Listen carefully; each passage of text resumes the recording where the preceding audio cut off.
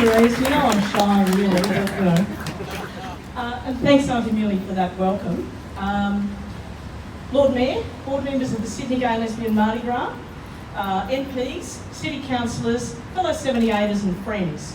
I too would like to acknowledge the Gadigal people of the Eora Nation on whose land we meet today, and pay my respects to elders past, present and emerging. Well, who would have thought that a letter from San Francisco activists would have been the spark that led to all of this? The spark that led to 40 years of the Sydney Gay and Lesbian Mardi Gras. San Francisco activists wrote to Ken Davis and Annie Talvey asking for solidarity activities on the 24th of June 1978 to coincide with their march against the anti-gay Briggs initiative on the California ballot. Ken and others called a meeting with a coalition of lesbian and gay groups, Gay Liberation and Ad Hoc from Sydney Uni, the religious groups Acceptance and the Metropolitan Community Church, the political action group of Camp Inc, Young Labor and left groups, and lesbian activists, a bit like me. The late Margaret McMahon, co-president of Camp, named us the Gay Solidarity Group. We planned a morning march from Town Hall to Martin Place and a forum at Paddington Town Hall. And 2 weeks before that 24 June date, reps from Camp Inc suggested we had a nighttime fun event for our community. People swung into action, securing a police permit, hiring a truck and a sound system, painting an International Gay Solidarity banner which was also used in the morning march. And a lesbian poster squad spread the word. On the poster, our nighttime event was called a festival, starting at 10 p.m. right here in Taylor Square. But the name Mark McMahon gave it, a Mardi Gras, was the name that stuck. Events on that night didn't go to plan. That's probably the understatement of the century. We were hurried along down Oxford Street by police, the truck was taken away and we spontaneously marched up to King's Cross.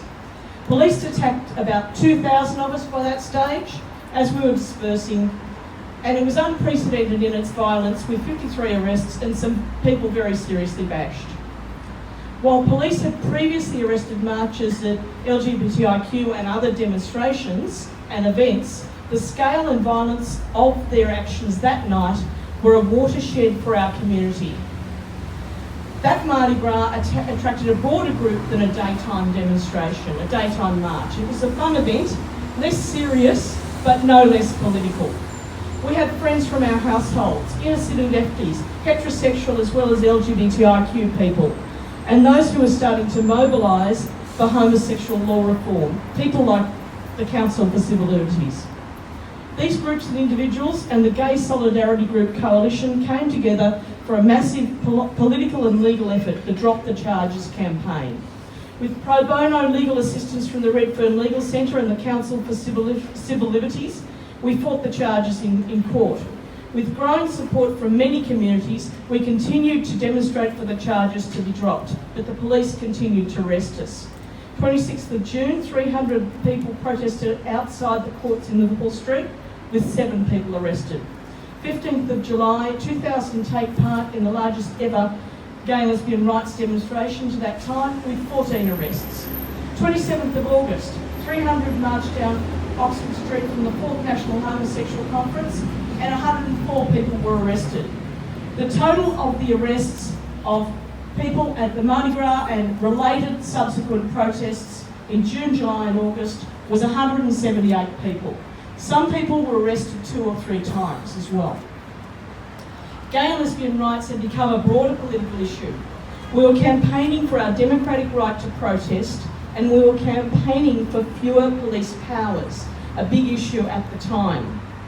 Most of the charges against those who were arrested were dropped, though not all. The New South Wales Summary Offences Act was repealed on the 11th of May 1969 and had given people very wide powers to arrest. We were determined to continue this momentum and have a second Mardi Gras. It was opposed by some in the community, including the newly established Sydney Star Observer.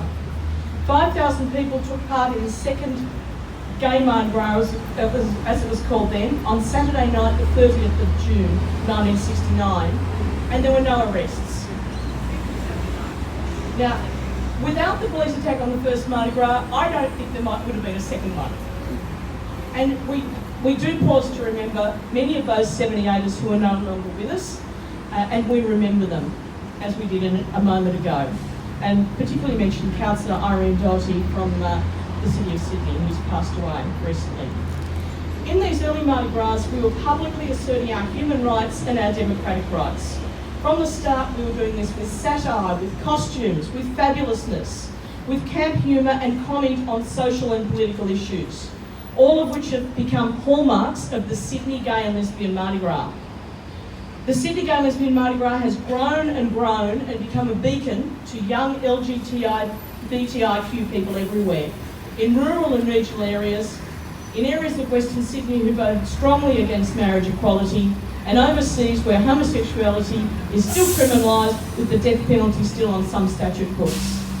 Sydney Gay and Lesbian Mardi Gras is a beacon against homophobia, and this art installation, supported by the City of Sydney, is a beacon against homophobia, a public signal and support to LGBTIQ people feeling the impact of homophobia in their families, in their communities and in their workplaces. We and allies of our community need to continue to publicly oppose homophobia. We need to say that after 40 years, we and our allies are still out and proud and advocating for human rights for the LGBTIQ community.